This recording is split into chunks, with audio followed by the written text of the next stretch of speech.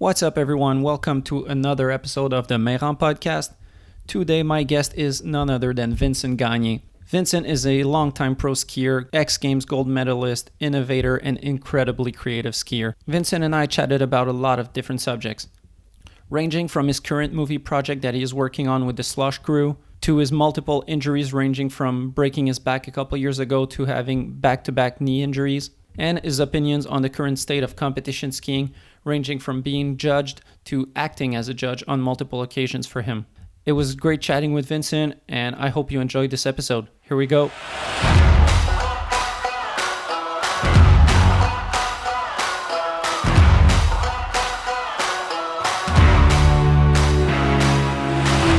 Vince, what's up? Not much. Just here in Montreal at your place. Thanks for coming. Thanks for having me. What's been up with you? Nothing. Just getting by the summer. Long summer months without skiing, unfortunately, this year. Yeah. But almost there. Winter's coming, so I'm stoked now. I saw on Instagram that you've been doing a lot of tramp. Yeah, I have. What I can do, because if I jump too much on the tramp, then my whole body is like so wrecked for like a full week that I really have to like choose when I can jump. Because if I do it too much, then I can't. Like my back, my neck, everything just hurts so much for so long. Oh, yeah. Is that because of injuries or just in general, tramp is like rough for your body? A mix of both, I would say. For sure, rough on your body. And when I jump, I go all in. So, yeah. So you're not taking it easy when you're on the tramp. No, it's all or nothing. Trying to be as good as I was like 8 years ago, but it's hard. When you go on the tramp, is it more of like staying in shape and doing some exercise, or are you trying to learn tricks like working on your air sense? Working on the air sense, but it's most of how I see it is like a mental battle. Because like if I have a trick in mind, then I'm gonna try everything I can to get that trick. And it can take me like 45 minutes to an hour or even longer just to get one trick. But I just have to go through every motion or like everything in my head and believe in myself. And once I get it, then I'm super relieved and happy. Did you have one in mind this summer that you... On the tramp? Yeah. I mean, for sure. There's some combos like, I don't know, like a left dub 10 to the... a dub 10 to the left into a dub 10 to the right, and then like a triple I tried, but I couldn't, unfortunately. But I tried until I couldn't walk after, so I gave it my all. Damn. So combos on tramps must be hard because you kind of lose some power from trick to trick. I think it's mostly hard because I don't have a gymnast base, so all my tricks, I'm never like fully centered on the trampoline because I'm not doing like a back full into another back full. It's more corks and bios and stuff. So it's harder to be super precise. Yeah, I remember there were videos maybe 10 years ago or so that Tanner All would put up of like a back flip or double two, and he would get on his back and like do a bunch of them. And I don't know if he has a gymnast background, but he really seemed to have that on lock. Yeah, he's really good at bed tricks. Those are called when you land on your back or your stomach. But that's like it's a really good base to have. If you can land on your back, then you can pretty much try anything and just go to your back for like a safety measure. Yeah. But the stomach thing, that's just crazy. I don't fuck with that. You really need to do it well, or else your neck just hits and it's rough. Yeah. Sure. So you do a lot of tramp and you try a lot of things on tramp. What's your stance with the airbags and stuff like that versus trampoline to try new tricks?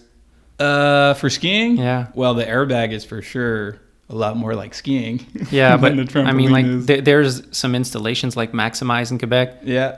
Do you like to go there? I have gone there this summer and last summer too, because I want to do new tricks, and I'm scared shitless of trying new tricks because I've gotten broke off a couple times because of skiing. So just trying to be safe. But like those places are good, but then it's all about the money at the end. You got to spend so much money just to go to those installations. Yeah. You don't have free pass because you're a pro skier.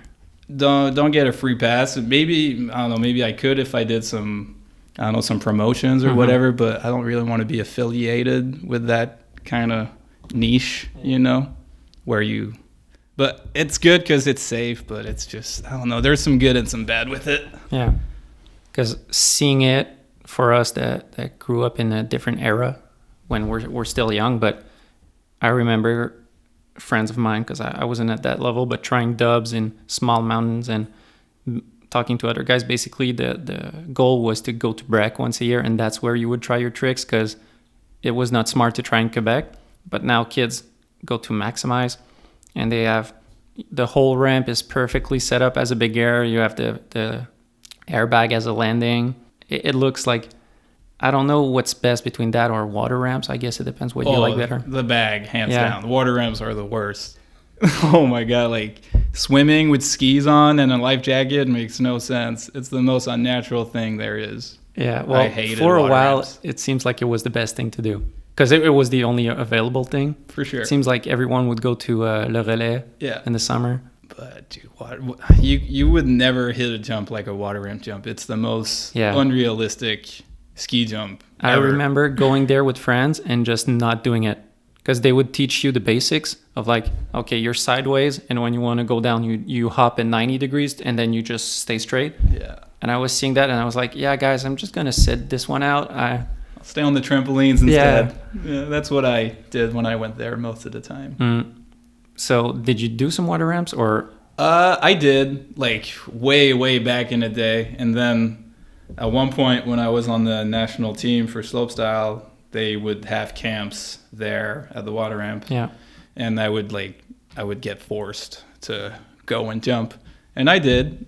Did not like it too much, but I did, and probably figured out a thing or two there. So there's some good. But these days you don't go. No, I would not go. No. So you went this summer to Maximize. Yeah. Did you? I went last week.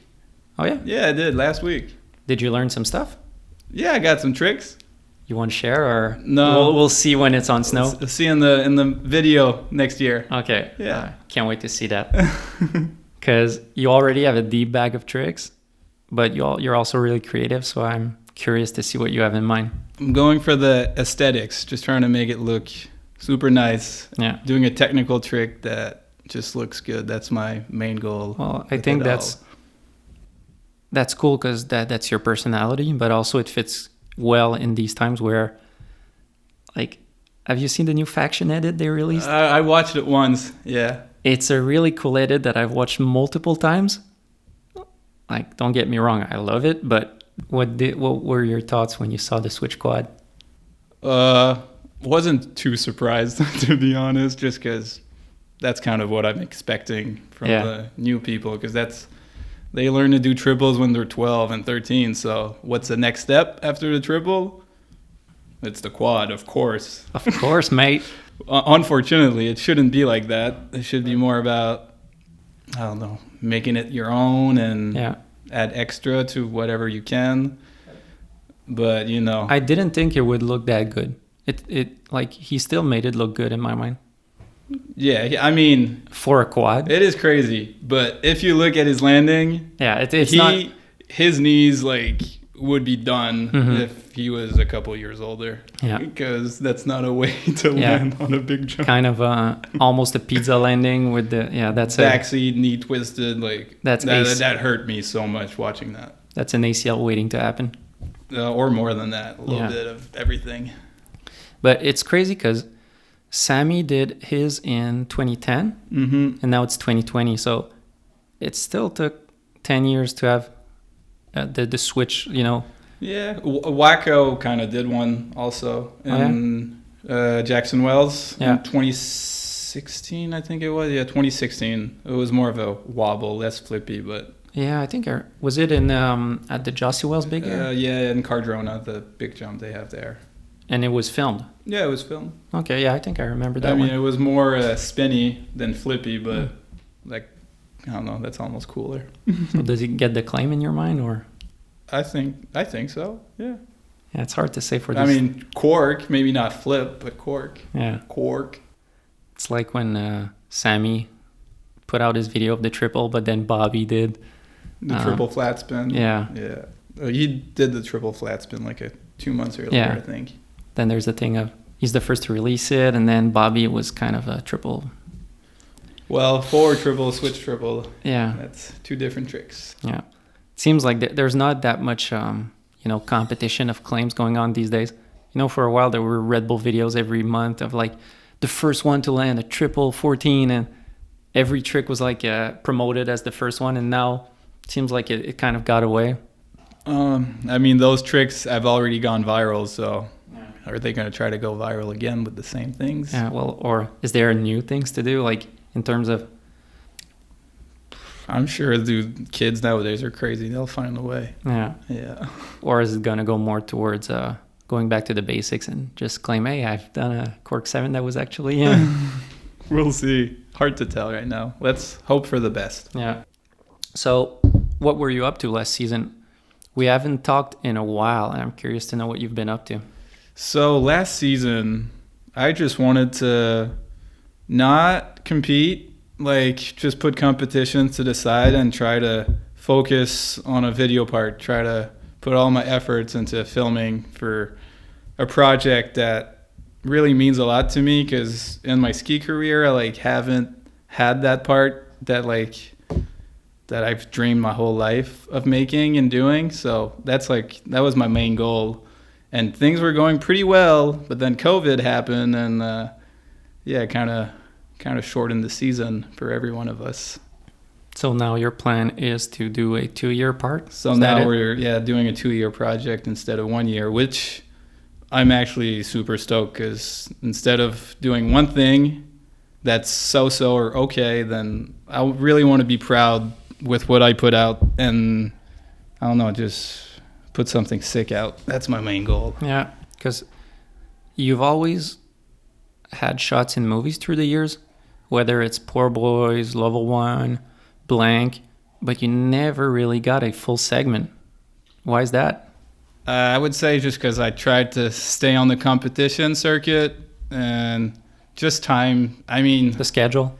Time, schedule, and if you don't have like the financing behind you to do all those things, it makes it way harder to travel left and right to shoot for a week there and then go to a contest.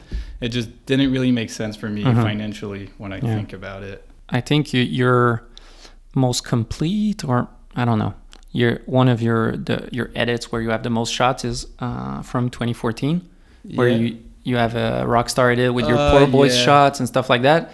But then again, looking back, I looked at it yesterday, and seeing it with kind of a filmmaker perspective, I saw it was like, okay, well, he went to one park shoot and went on one urban trip. Yeah. Because you had shots that were clearly from one urban trip, and then your park shots were from Heavenly, I think, but it was all the same park shoot. Yeah. But then that gave me a tease of wanting to see what you were up to this year or for the 2-year part, because if you got those shots in that short amount of time, I'm curious to see when you're dedicated what you can come up with. Yeah, for sure. That was a quick trip too. Went to Minnesota with Poor Boys in 2014, and I don't know, probably only hit like 5 or 6 spots, but it was a lot of work. When I look back to it, it wasn't that great. There's only like one shot that I'm hyped on. Which one? On the water tower when I go up and then land screaming. Same for me. That's the one that stood out. Yeah, and the cool part about that is that I got it first try. So the shot is you go up a tower, kind of. Yeah. You go up it, you jump, you do a screaming seaman, so crossing your skis, and you land switch with your skis crossed out. Yeah, with my skis crossed, and I got it first try. So that first try. Yeah, first try. And you were like, okay, I'm done. I don't want to. I did it a second time for another angle, I think, and then that was a wrap for me on that one. Those are the best. Yeah, for sure. When things work out. It's so many things can be a hassle filming urban when you can get those. It's like, and plus when it's a shot you're stoked on. Mm-hmm. That's crazy. Yeah. And plus this one is kind of never been done before. Urban is already complicated. People don't want to try and land screaming seaman. Yeah, especially maybe more back then, because that was 6 years ago. But now you could see more of that, because young people who have good knees are willing to do that now more than ever. But it's never something that caught on, really. At some point, Dom Laporte was doing a lot of caribous. Yeah. You do a lot of screaming seaman, but not a lot of people are into that weird shit. Some people, but it is some weird shit because it can go bad, like really bad, real quick if you don't know what you're doing. So, is 27-year-old Vincent still into those weird shit? He can. He just has to be smart, but he can do it. About the knees? Yeah. Damn. I can't wait to see those shots. Yeah. We'll see. Did you have some knee problems? Yeah. Through the years? Yeah, two years in a row I hurt my knee. I got ACL surgery twice on my left knee, like pretty much exactly a year apart. I blew my knee, so that was. What year was that? January 2017. Blew it at X Games during practice, and then 2018 January blew my knee at X Games again in practice. Wow. And then that's been it for X Games for me since then. So that's that must be rough, of like a mood killer. Yeah, super rough. Because basically, if you blow your knee in January, when did you get your first surgery? The first one I got it in February, so I only had to wait like 3 weeks or so to get surgery.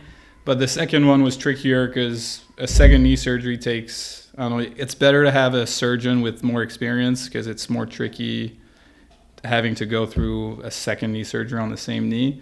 So I had to wait a little bit longer. I got surgery in April for that one, but I still got super lucky because the doctor, when I first saw him, told me that maybe it would take, in June I would get the surgery. So then I was like freaking out because I knew my next winter was in jeopardy. And yeah.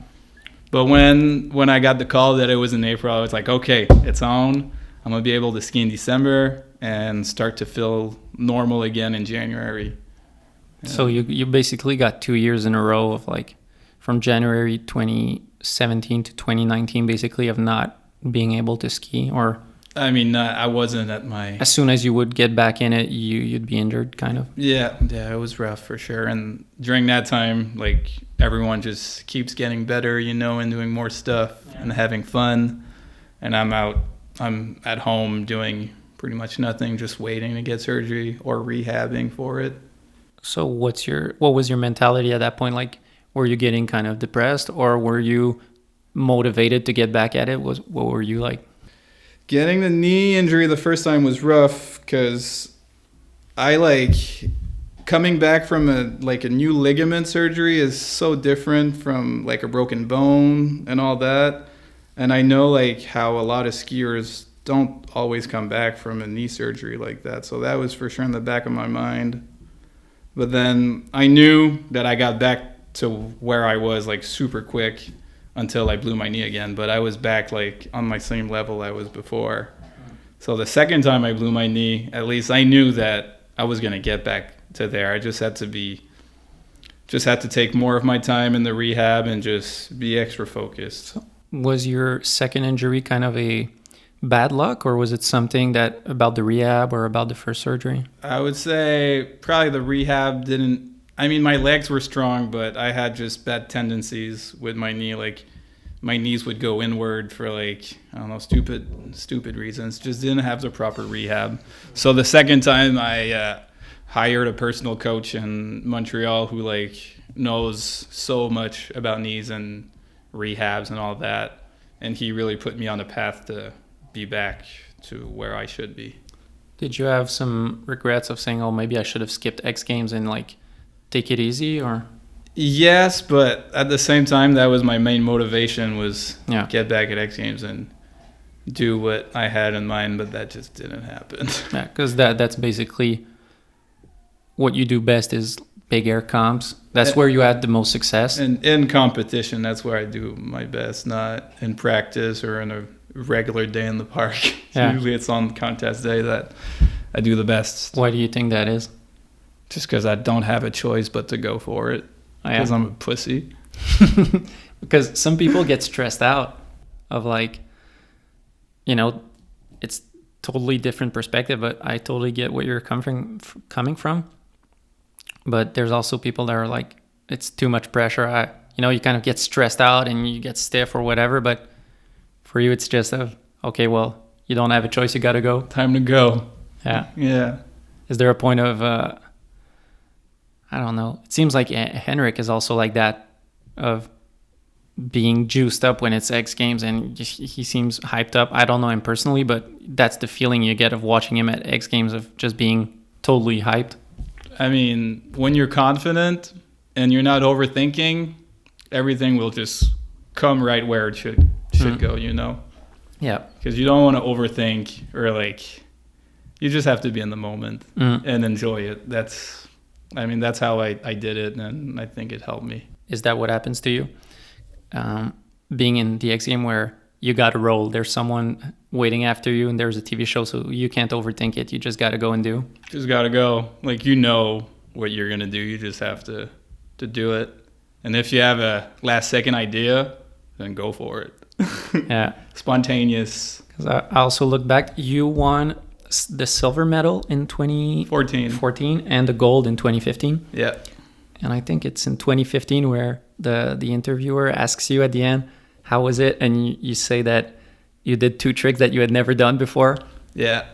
That's a great example. You win gold at X Games, and it's with 2 tricks that you had never tried. I mean, they weren't new, but... It was variations. Yeah, new variations. So they were first tries for sure. Mm-hmm. And I'm still stoked on the first one with the safety. The dub 12, dub genie to safety is still one of the best tricks I've ever done.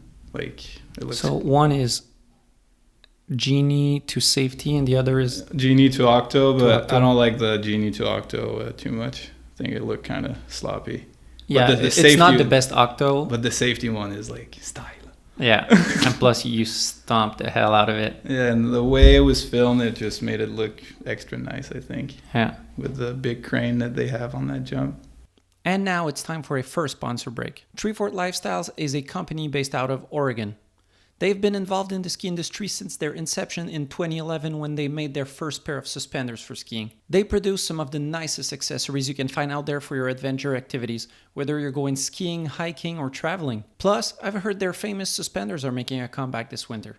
Go check them out at treefortlifestyles.com and use code Mayrand at checkout to get 15% off your order. Support companies that support skiing. Support Treefort Lifestyles. For a while, it seemed like, let's say 2008, 2009, is it possible that people didn't like the X Game big air jump, like that they weren't building the best ones? And yeah, they the first year that they had it back in 2008, I think, was just a really bad location. It was like a super long in run. Then you hope to have speed for that big jump that's like on I don't know where the hill is super flat. Yeah, and that's when Yoon won that one. Or was it Simon with the double front? That was on the last jump of the slopestyle course when they did it that year. That was 2009, I think.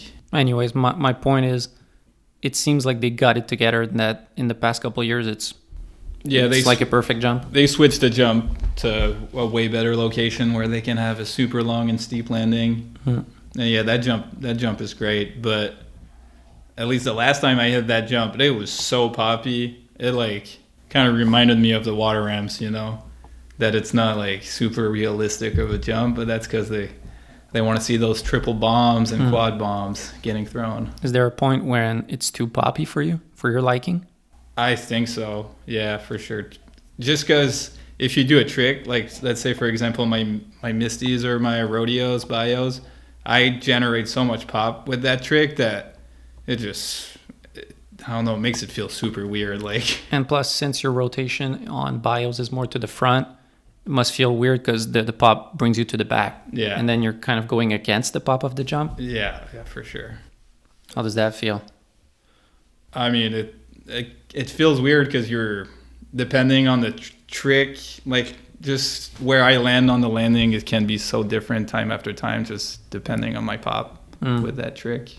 Because that's really a rotation that not a lot of people do. A lot of people spin more to the corks or more to the back. If you see a usual bigger competitions, whether it's switch corks or front, regular corks, it's all to the back. Some people do some switch misties, but then again, there was more variations than there were like 3-4 years ago for sure now. Yeah. But there's for sure more corks set backwards than forward corks. Yeah. Who's your favorites right now to watch in big airs? I mean, my Dolo will always be up there, but then Colby Stevenson doesn't really do the big airs, but I think his skiing is great. He could. Because his grabs are like on point. It's like near perfection every time he jumps. And I really like his trick selections. Seems like him and Eyal are like the two, I don't know, on my side, they seem like the best skiers right now. Yeah, they're on fire for sure. They're in full control of everything they do. Like if I had to put money on someone for a slopestyle comp, it's basically the two of them. Yeah, you'd be a smart better doing that. Yeah, it seems like Colby, I noticed him first, Colby, in a stepped video maybe 5 years ago. Yeah, like, 10 and 2 he was in that one, I think. And back then he was, unknown. Like that was the first time I would hear his name. And it kind of took a couple of years for him to get that X Games gold anyways, with injuries and stuff like that. But this year he really, last year also, but this year he won X Games. Yeah, he killed it. He's really good. Well deserved for that guy. He's a natural style. That's what I love about him too. Because you can do a trick, but if it don't look proper, who cares? Yeah, and that's a cool thing with these two is that they're incredibly good, but also they're stylish. And they're pushing things forward too, which is really nice. Yeah. Have you seen the new Magma movie? The which one? Magma. Yeah, I saw. Yeah, really good. Some really sick tricks. When I see those, I have so much respect for them because basically it's the concept is that they do hand-built booters in the spring, kind of. Mm-hmm. And they do a short movie with the best footage that they can get. But looking at it, it reminds me of Urban, where each one of these jumps must take at least a full day to build. Like there's a lot of hard work that goes into it. Yeah, for sure. A lot of work. A lot of hiking, a lot of shoveling. But I don't know, they made something good. They made something special together. Yeah. And I like the new one more than the first one, I would say. And plus, there's something to say about Alex where he already is in X Games and everything. He doesn't necessarily need to do that for sponsors or, he's already killing it. But then to want to put the time and effort into there, it's really cool to see. Yeah. It's that extra stuff that makes a whole difference at the end. Yeah, kind of like Henrik, of like competing but also wanting to do these extra things. Yeah, it really separates yourself from your peers, at least the ones who are competing and just training for the next World Cup. Yeah. What's your thoughts on that exactly of like skiing getting extra specialized? It seems like, I don't know, it's kind of beating a dead horse. It's a subject that's been talked about, but I really kind of noticed it in maybe the last 2 years that people are now calling themselves slopestyle skiers. And I've seen, looking through Instagram and stuff, seeing people that are, really good at what they do, but they don't really have sponsors. And I feel like it's a result of the specialization where you don't get a broad, I don't know how to say it. If there was a point where you would do big air and slopestyle and do a movie segment, then you're reaching a lot of people. But if you're only doing World Cups in one specific thing, curious to have your thoughts on that. I mean, unfortunately, that's the evolution that ski competition has taken. All thanks to the FIS, the Federation of International Skiing or whatever they're called. They just, I don't know, everything is just so structured, and it wasn't structured back in the day. Like you had, like to blow up, like back in the day to blow up, if you were a young skier, you would go to the contest like the US Open, the Aspen Open, the European Open. And if you did somewhat good there, then your name would get out and people would know more about you. And if you made finals, then you could get a new sponsor, maybe film for a movie production later in the year. But all those are out the door now. They don't exist. Yeah. Because it's only World Cups, and no one really cares about World Cups other than your national ski body or like. Well, there's a thing about, on my side as a viewer, as a fan of skiing, there's a thing about rarity, where X Game, when it happened once a year, there's something of like looking for an event. There's, let's say for football, there's only one Super Bowl. There's not, it's not like in hockey where there's you have to win, what is it, like 20 games to win the Stanley Cup. No, 16 games. Yeah, 16.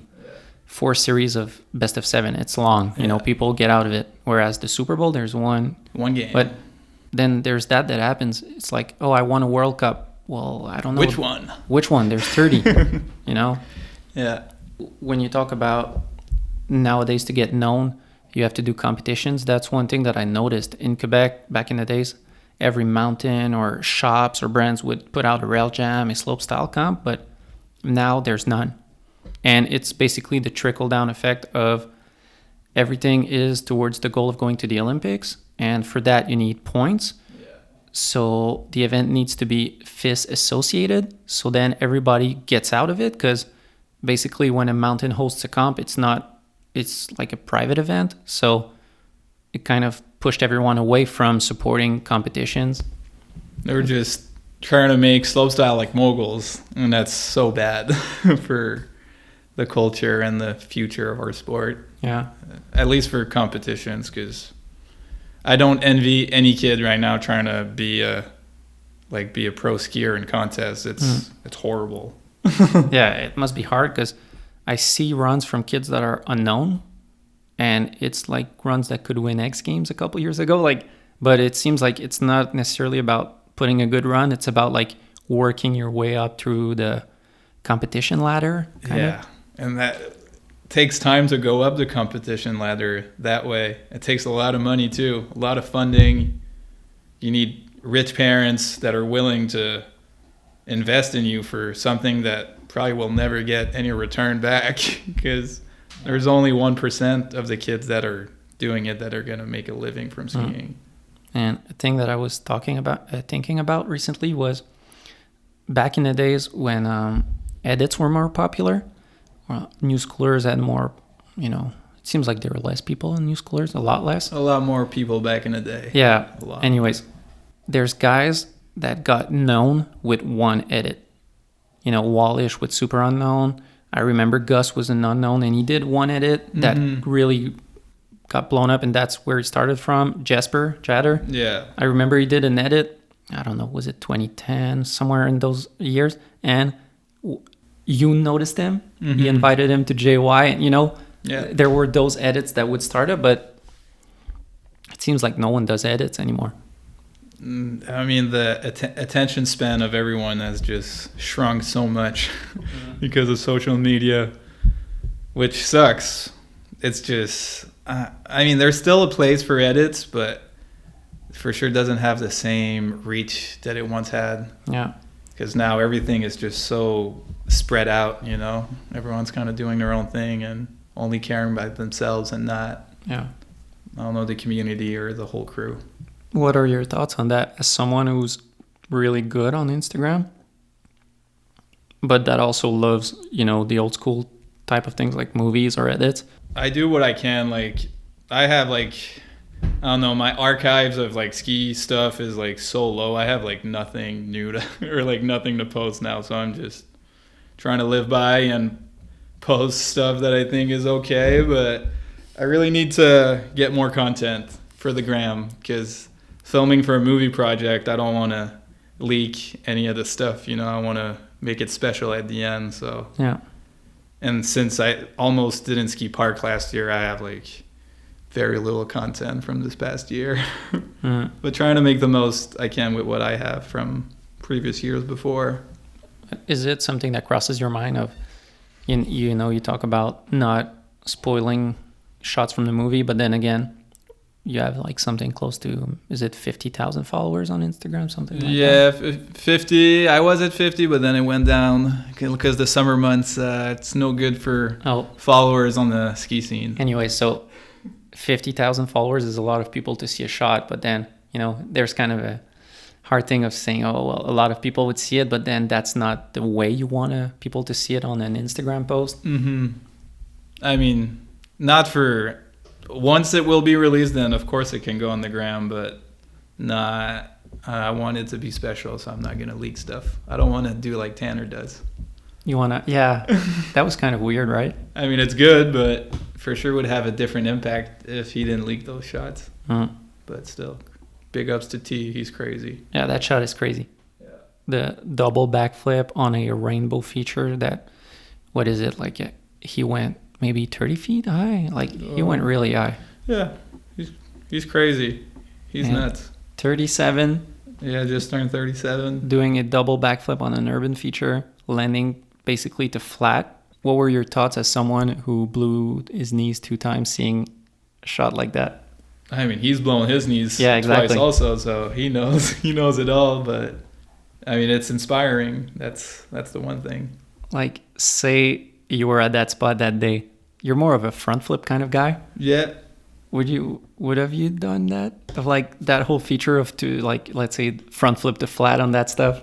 I don't know what I would have done, but for sure it wouldn't have been a double backflip. I can assure you that. I guess my question is, urban for a while was about, doing dangerous stuff. The big drops. Big drops and going bigger every year. Think it has more chilled down in the recent years of, not killing yourself. Mm-hmm. What's your approach? And let's say in your part that you're filming, what are you looking for in spots? Just a nice mix and blend of everything. I think that's what I'm striving for, is just having something complete that, just super diverse, and just, I just wanted to be sick, have rails, have different kind of grinds. I don't want to just do the same old thing that we've seen, I want to cover everything. A little bit of everything, but then I'm down with just doing like a down rail or like a dup kink, and just trying to find a way to do something we haven't really seen too much before. So is it more towards the approach or the tricks? Like, do you have tricks in mind, or it's more of a... It's a mix of both. Yeah. I think trick selection is crucial in like building something, because you want diversity. And at least in my part that I'm working on, I don't want things that look... I just want it to be me. So I'm going to try to push it as far as I can with my skills. Yeah. Because I think it was, I heard Will Wesson talk about it, about how he has tricks in mind or a way to hit something. And then he's just like on a mission of finding that a feature. good spot. Yeah. For sure. I mean, there's definitely tricks that I would love to do, that I have a couple ideas of the features I could do it on. But now it's just a matter of knowing if it can work or not. Are there features like that you've done last year? That you had in mind of something you wanted to do and you found the right feature? Yeah, for sure. Two tricks come to mind. Yeah. Nice. Yeah. Some funky stuff. And I needed to find a big tube, and I found it. When I first heard of you when you were younger, you were really into like big tricks, like tech tricks. Seems big like spins. Yeah. Grabbing mute and spinning. I remember like rail tricks from you were classic, like less funky tricks, but really hard tricks.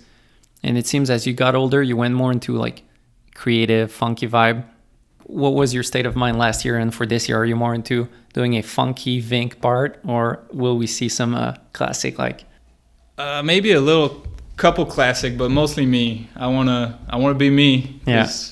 That's who I am. I just do tricks a certain way. I want to be doing 50-50s on street rails and some one-footers and different entries, and just have something super well mixed together. Cool. Can't wait to see that. Yeah, I'm hyped. I can't wait for this winter to get started. And now it's time for a second sponsor break. Axis Boardshop is a ski and snowboard shop based out of Saint-Sauveur, Quebec, Canada. They've been in business since 2002 and have supported skiing since day one.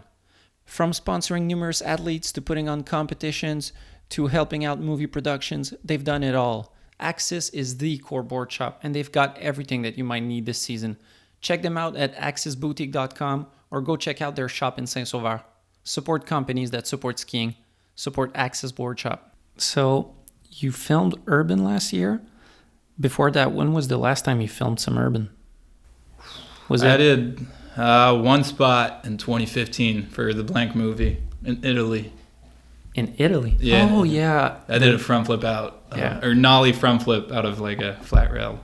That shot is so sick. Yeah, that was fun. It's like a flat rail to drop. What was it, like maybe a 20-foot drop?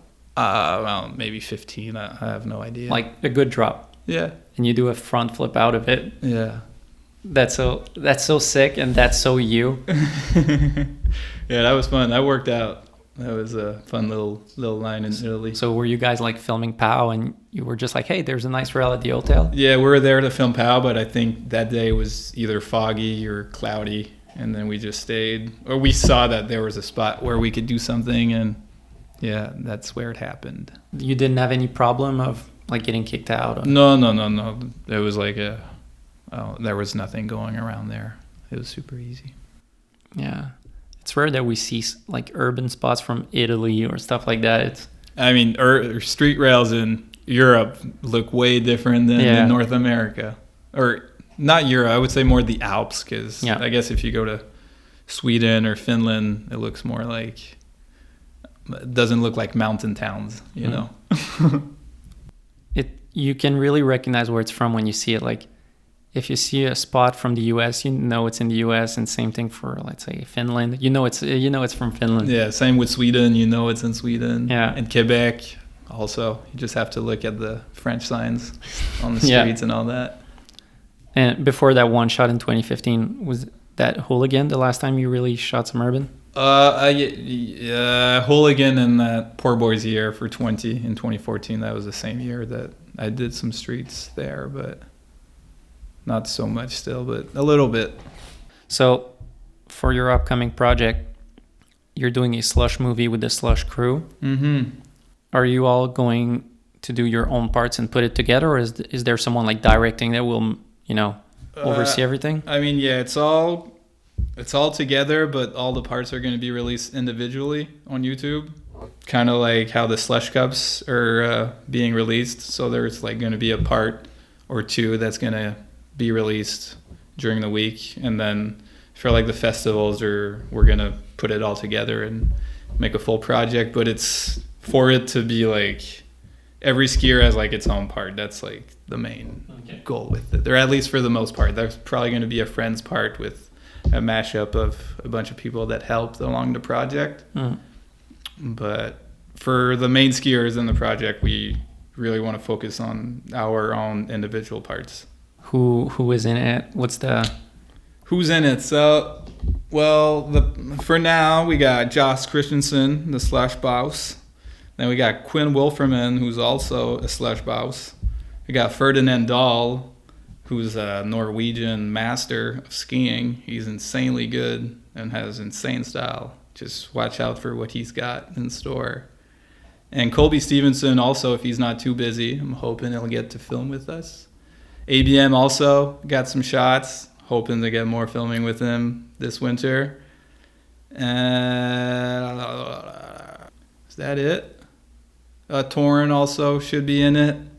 I don't know, we got a good crew. For sure gonna make something good together. It's a big cast. You have the potential to make something big. That's what we want. We want to make a movie that, pays, or a movie that kind of looks like the old ski porn flicks that we used to watch, like the Poor Boys and Level 1. Like, what got us into free skiing. That's what we want to put out. Yeah, and it seems like, especially with, every ski companies has stopped doing movies in the past 10 years. From Poor Boys to Step, 4x9. At some point in Quebec, there used to be like 4 companies making movies. Now there's none. Level 1 stopped last year. Yeah. So I like seeing, content from one specific person, like a solo project drop. But it seems like now there's really there's an opening for projects like these because there's none. There is none. So I'm curious on, you've said you weren't competing last year. What's your stance right now on competing? Because you had a lot of success, like growing up in competitions. You peaked at having gold at X Games, which is basically the best you can do. Yeah. Then blown knee in 2017, blown knee in 2018. Where does Vincent in 2020 stand towards comp? He would love to do comps, but the way comps are structured now, it's almost makes it impossible for me to make a comeback in competitions. Because all contests, there's no more invitational contests like at least X Games is like the only one, but to even get into X Games, you gotta like prove yourself on the World Cup circuit, let's say. And to be on the World Cup circuit, you need points, like you said earlier. And since I haven't competed in FIS events since 2016, I think, or 2017 was my last one, I'd have to start like way down the ladder. Would you have to go like compete in a bigger contest against, kids? Yeah, I would have to like do NORAMs and like have to hope that I win the NORAM overall to then get a World Cup spot. But I'm not going to do that after I have proved myself. Yeah. Like many, many years ago, Would you see yourself getting invited? Like, do you think X Game would invite you, or then like they have too much people in? I mean, I think they could, but I don't know if it's really what I don't know if it's really what I want to. But I would just love to end competing on like my own terms and not an injury. That's the one thing that bothers me. But say if you get the call this year, would you go? Yeah, I would, but then everything's so crazy now and the way it's a judge sport, like I can put everything I have into one trick and the judges could give me a 30, and then some kid that does a triple 14 mute that we've seen for 8 years would get a higher score than me. That's the one thing that. And then something changed. I don't know if it's still the case, but it was that maybe 2 or 3 years ago, where Big Air back in the days was always about doing the best trick, whether the direction you were spinning. Mm-hmm. In slopestyle, there's a lot of importance related to spinning both ways and everything, whereas in Big Air, that didn't matter. And I think there was a point where, the Big Air score was getting your 2 best jumps, and then that would make your score. And it changed to you needed to have one left side spin and one right side spin. And I think that was really not for you, as you're not the guy who has the best tricks on your unnatural side. Yeah, for sure not. Is that still it? No, they switched the format last year for an even weirder format, kind of. Yeah, the overall impression. The overall impression with no scores. As someone who grew up on scores and as a viewer, that was horrible to look at. Yeah, it's hard to understand for a competitor, it's hard to know what you got to do because you have no feedback of okay, that was an 84 or a 90 or. Yeah, for their strategy, it must have been a lot harder than usual. On my side, what I really had in mind was it's hard to know if there's any favoritism, because someone can be bumped into first place, but you don't even know okay, well, did they get 100 or what's the behind the scenes way of looking at it? Yeah, it would be fun to know more about that. I'd be curious to talk about someone who was judging. You probably know who are in there. I'm not sure who judged last year, but I don't know. The judges, sometimes they're good, most of the times they're bad. But you've been a judge also, not in contests, but at IF3 and in film festival. Real ski also. Real ski. Yeah. What was your experience with all that experience of being a competitor and being judged and having your opinions on what you like, what you didn't like? What was it like, let's say, for a real ski? For real ski, I really know how hard all these guys work for every single trick, and I know how much gnarlier everything is in person than on video. So I'm just trying to give respect and props to what the skiers did. But at the end of the day, it's really what catches my heart and what gets me stoked that I'm gonna give my points to. And there's something, I guess, that's gotta be easier, or when it's at X Games, they have 30 seconds to give their score, whereas you must have had all the time you needed to Yeah, we had think time. About it. The first year of real ski was pretty hard because we watched all the videos and had to give our top 3 in a 2 or 3 hour period. So that was really rough. And the first year was everything was new. So, but I think we did pretty good. So on the what year podium did that you year. judge? What? What year did you judge? The first two or 3 years of real ski. First 2 years of real ski. 2016, 17. Yeah. So when Will Wesson won and when Magnus won? Oh, and then when Phil won, I did it 3 years. Yeah. Okay. The first 3 years I did. And then I retired after that. Did you retire or did you get retired? No, I retired. It was Okay. my choice. Oh, yeah? Yeah. Why? Just because if you want to be in the contest one day, you can't be the one judging it. Oh, That was. are we getting into... I mean, it's better to have the option open than Yeah. fully closed. And So we were talking about getting the call for Big Air. yeah, I guess if you're getting the call for real ski, that's a goal of yours. I mean, yeah, it's good to have the option open. I would, it'd be crazy. I'm not opposed to it, but I do think that a lot more people have deserved it before me for now. So I think I have to prove myself for that. Mm.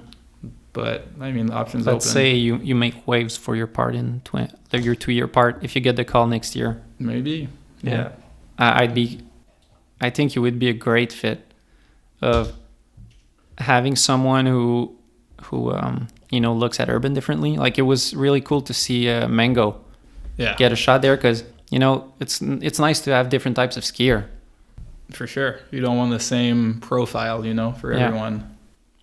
There's some guys that are more classic style, let's say wallish. Mm-hmm. Or- More of the switch ups, and then you got more Yeah. of the buttery, and Yeah.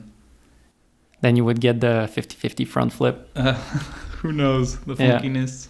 So, in the years you've judged, was it stressful for you, like having that responsibility of, being the guy that makes the decision with others? For sure, I think it brings bad karma.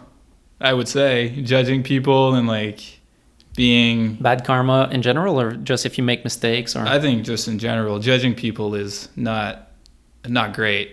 I think. but even in that context, they accept of being judged. It's kind of a consensual thing. I know, but that's how I saw it though, because I don't know. I feel like you got to give just because you have to be so critical when you judge people that you're like, I don't know, you're not always nice to people putting all their efforts Mhm. and doing stuff. Yeah. So And it's an emotional thing where people really put their, what's the phrase of your blood, sweat, and tears? yeah, blood, sweat, and tears.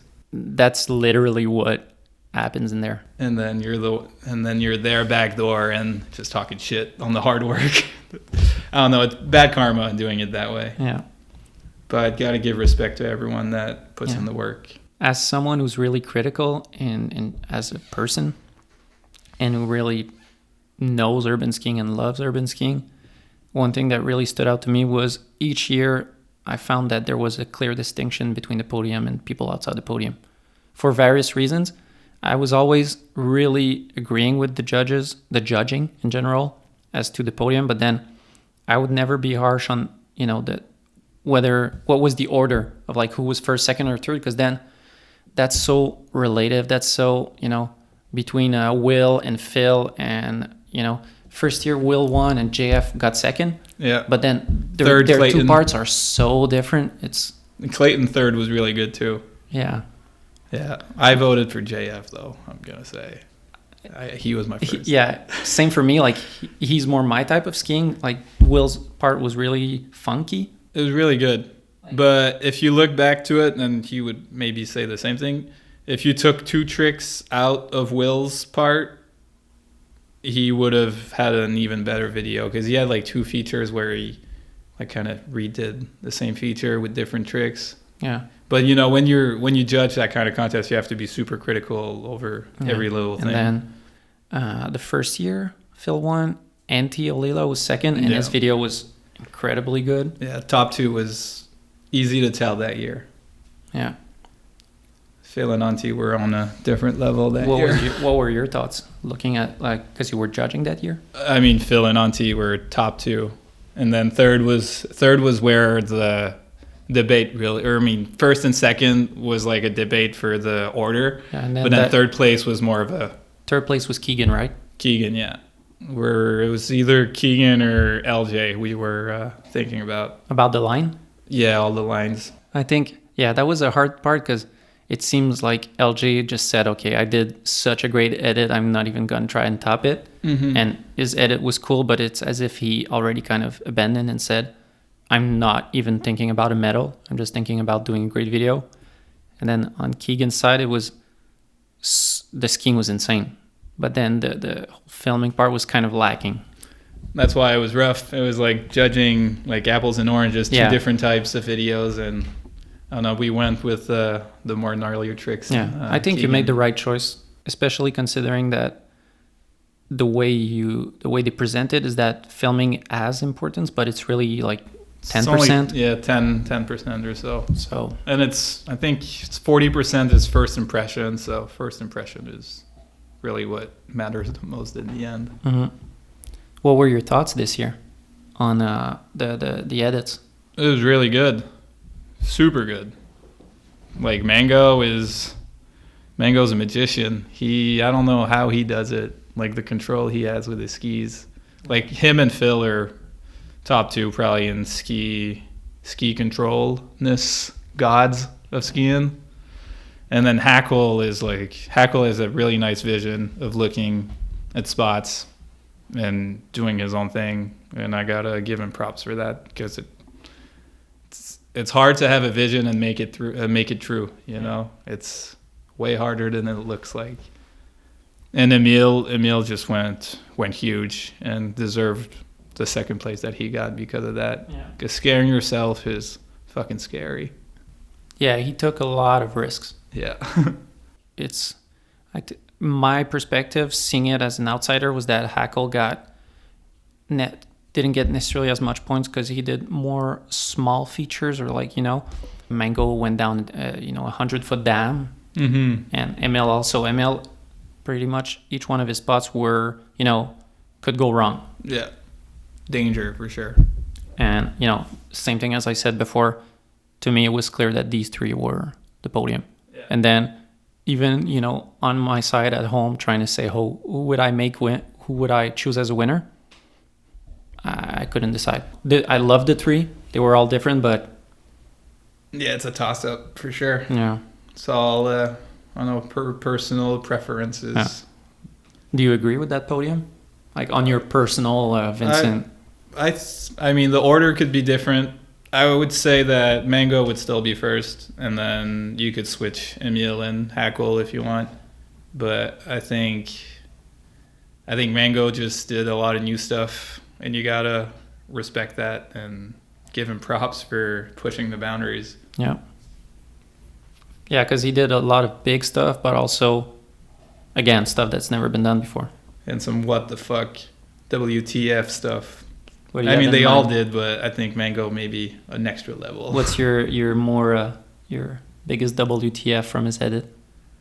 Yeah, probably like the fakey flare thing, Tell Butter. That one's fucked. And then, dude, I would have to watch it again though. But he's crazy. Yeah. Yeah, for me it was that switch butter. Yeah. Of pressing your skis. When you see the guys pressing their skis like that, it always seems easy, but anyone who's tried it knows that it's incredibly hard. Full commitment. Yeah. I mean, I'm sure their skis help a shit ton because they're pretty soft and flexy, but it's still it takes a lot of touch to do all those maneuvers. Yeah, that's one thing that I think about personally. Are you like tightening your boots up to 100 when you're trying these tricks, or it's just like the skis being kind of, or is it more the position of your body, like really like leaning? It looks like a science. Yeah, for sure science, but you for sure need to lean with your body weight because that's what's going to make the ski flex the most.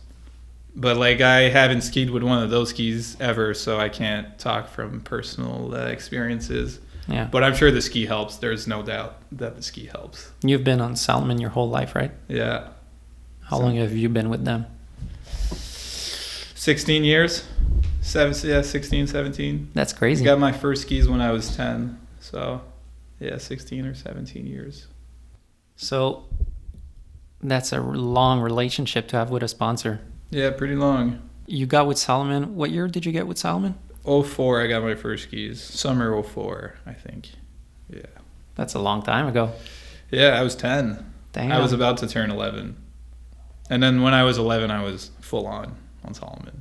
And Spy Optic also. Spy was my first sponsor before that. Sick. Yeah, all thanks to Charles, though, because he was for sure It the helps guy when who you're... opened all the doors for me. Yeah. Well, on one side, it helps, but on the other, you always deserved it. Like it wasn't as if you were, an average skier. But I for sure had it easier. Yeah. But I know. Well, it's like when you saw, no hate at all on them because they've all turned out to be extremely good skiers. But the Wells brothers, when they had their series, the Winter of Wells. Yeah, the kids were really young and they were all on this. It was because of Jossie, but then you can't blame them. It's good for them. Yeah, I mean Jossie funded a lot of stuff for his family. He's a real G. Like paid for his whole family to travel with him in the wintertime and all that. Like he sacrificed a lot for his family, no doubt. Mm-hmm. So with Salomon, how has your relationship evolved through the years?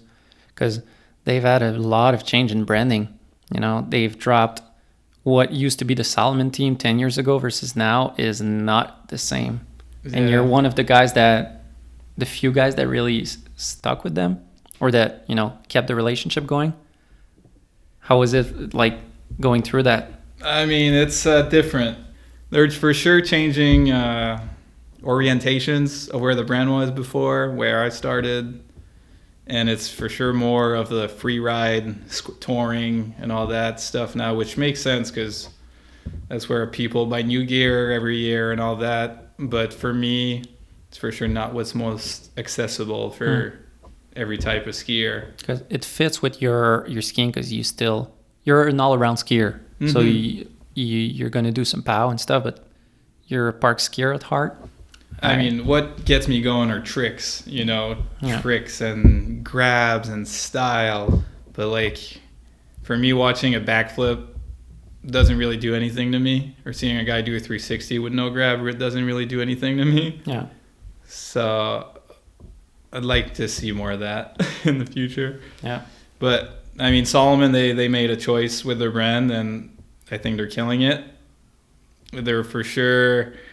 They're the one brand in skiing that probably put the most in the sport, and things have changed. But they did so much good for skiing that you can't say too much bad things about them. Yeah, exactly. One plus, they still support a ton of great projects. Like, let's say if there was a big hype about web series for a while, and some have come, some have gone, but they've stuck with it with Salomon Free Ski TV, and they've invested a lot into making great projects. They didn't half-ass it.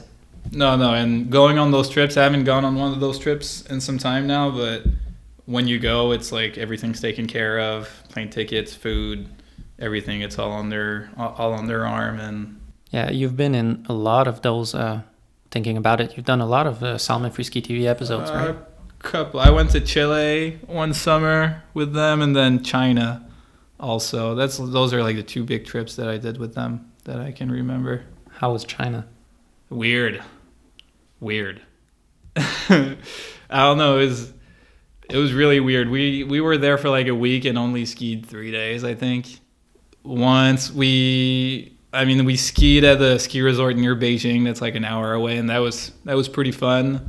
They had a little park, so that was tight. But then we took like a plane up north, like super close to the North Korean border, where they like built this new ski resort over there. Within like 2 or 3 years, they like built a whole ski resort from nothing, and there was like nothing to do there, so we just skied there. Like stayed there. Groomers.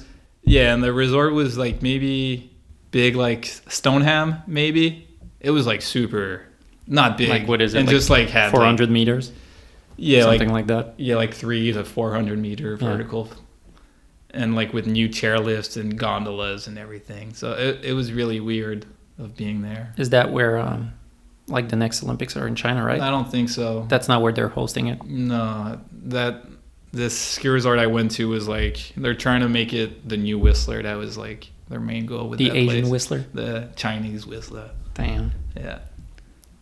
Talking about China, is that we were talking about competitions, and you're not really into going back to NORAMs and making way for yourself. So I guess you're not going in and trying to make a run for it for 2022. No, I'm not planning on it. But if, let's say, no contest happened this year because of the COVID, and then next year they have to do like a super big qualifier for everyone, then who knows? That would be great. Yeah. Because I'd love to see you go there. It's kind of, for a lot of people that didn't grow up on these contests, it's like not that big of a deal to not go because it wasn't the goal in the first place. But I would find it kind of a shame to have Big Air and not see you there. Yeah. I mean, it's out of my control though. Yeah. If it's all because of the fist points and all that, because I do think if I was on the national team and I could travel and ski like where they all go and hit perfect jumps, then that would be easy for me. I'm sure I can compete with all them. Yeah. Because that's what I've always competed against, all those guys. For sure the level's crazier now, but they don't have what I got. Yeah. Let's say that you still had fist points and you were still on the team. Would you want to make a push for 2022? I would. Yeah, I would. But I don't got the points. Yeah. And I'm not going to lose my time doing NORAMs when I can do something that I'm really passionate about and work on my video part. Yeah. But I would love it. But fuck FIS. You guys screwed it up for so many of us. Yeah. Well, it's cool because you still have, like you said, you've already proven yourself. But it's cool because on the flip side, on the filming side, well, you get to not prove yourself, but use the brand that you've built and get some attention there. Yeah. I think I heard something, I wanted to talk about it with you. That is it possible that to be in the Big Air at the Olympics, you need to be a slopestyle competitor also? Yeah, I think so. You have to think because there's certain quotas, I guess. Because for like all the freestyle events, I'm not sure exactly how many spots they got, but let's say they have 16 spots for all the freestyle ski disciplines. Then they're gonna take like one spot will count for slopestyle and Big Air. It won't be like calculated as two different spots. So I think that's why they do it that way. It's kind of weird because every freestyle sport is kind of separated. Mm-hmm. You won't see a Big Air.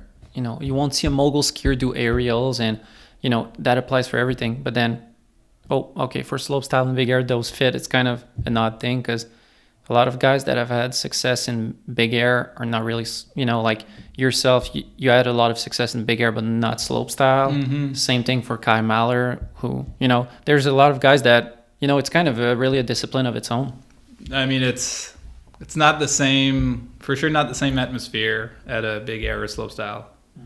You gotta, I don't know, it sucks that you have to qualify through the slopestyle, which makes sense, I guess, but if they really wanted to have the best of the best, they wouldn't do it that way. Yeah. In what way do you think it makes sense?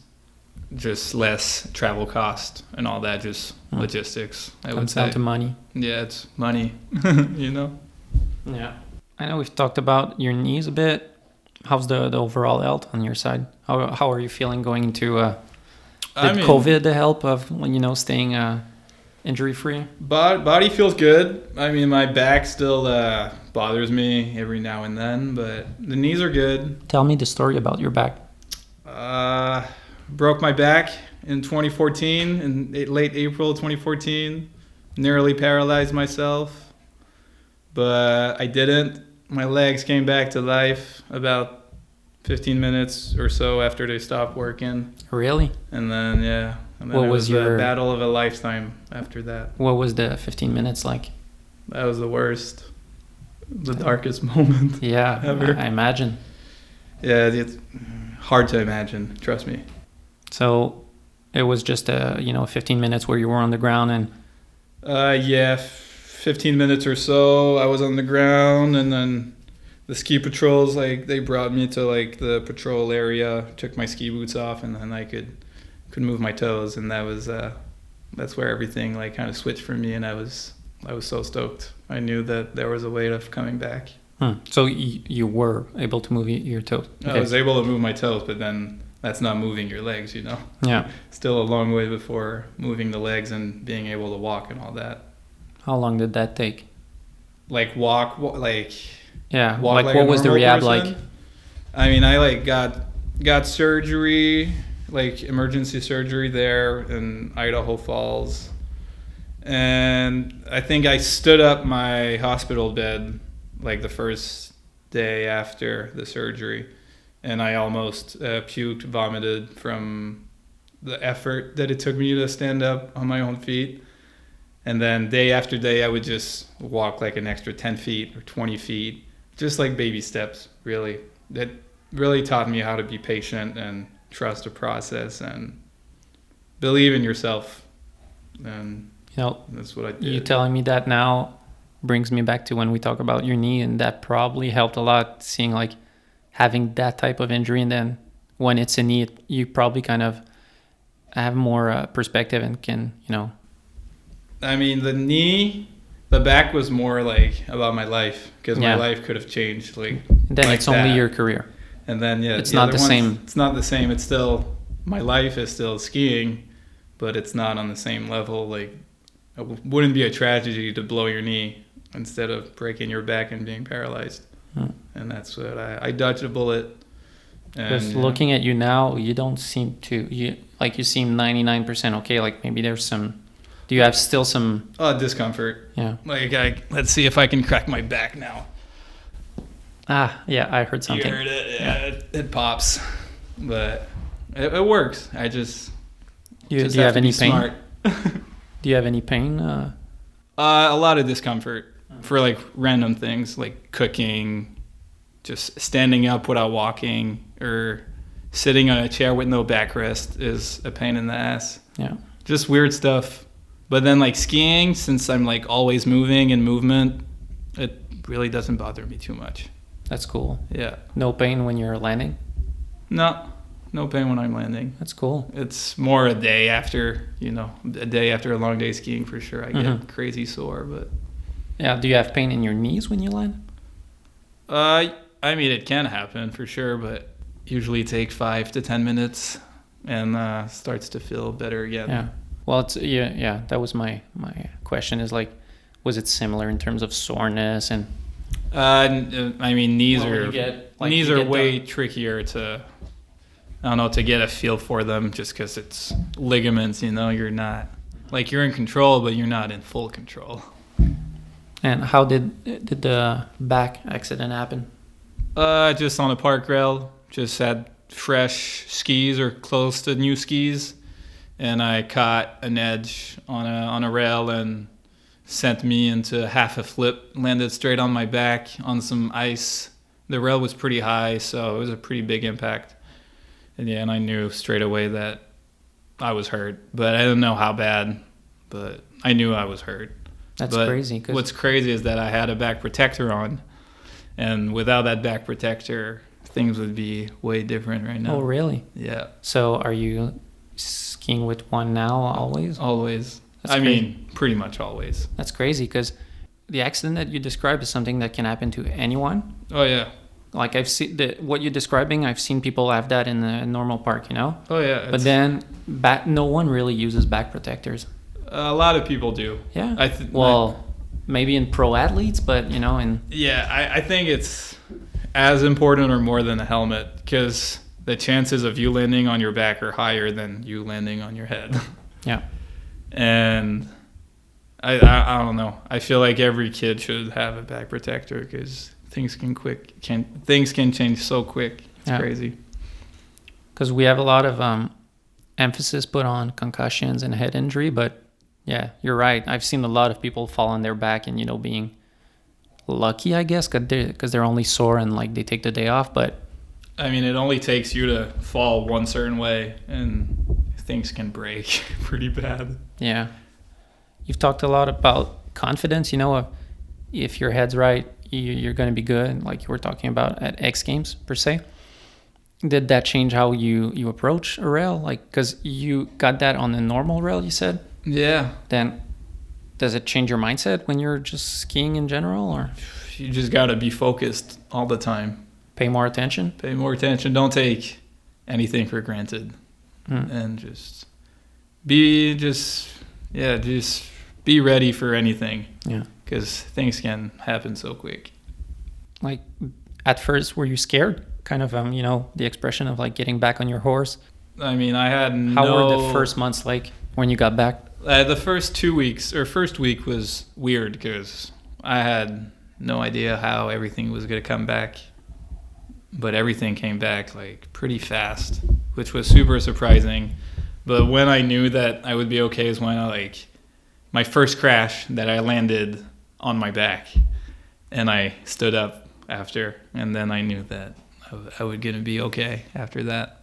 That's great. Yeah. It was scary at first, but I'm happy that I stood up after. It's not. I think my back is stronger than it was just because I got metal rods and screws and all that. Are you doing in some there. special training to reinforce it? Do you work on it? I have. I should probably do it more, but I care more about my lower body. The knees are a bit more important right now. Yeah. How's your summer, or how's your routine been about going to the gym? I've talked to Phil, Alexi, Alex. They all put time in the gym they were all telling me the same thing on or off the podcast. I don't remember, but of saying we're getting older.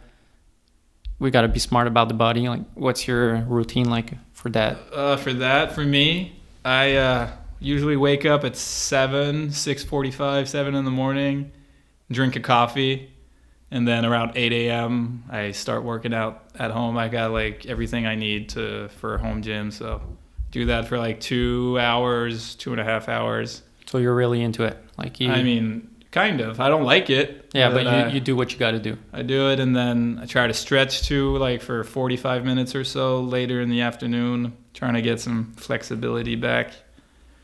But it's a process. It takes a lot of time and dedication. But you got to do what you got to do to keep going. Yeah, it's a great investment, let's say. Yeah.